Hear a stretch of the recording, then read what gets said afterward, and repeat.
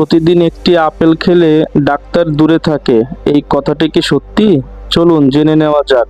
আপেলে রয়েছে পেকটিন নামের এক ধরনের দ্রবণীয় আঁশ, যা অন্ত্রের উপকারী ব্যাকটেরিয়াকে পুষ্টি যোগাতে সাহায্য করে।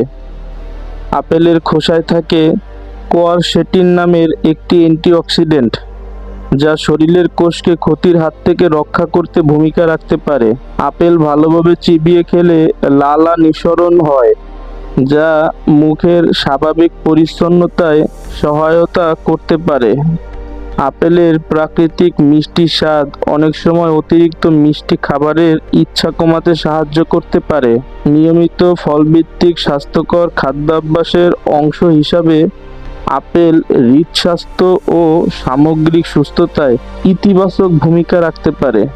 আপেল খাওয়ার আগে ভালোভাবে ধুয়ে নিন, সম্ভব হলে খোসাসহ খান, কারণ খোসায়ও গুরুত্বপূর্ণ পুষ্টি উপাদান থাকে।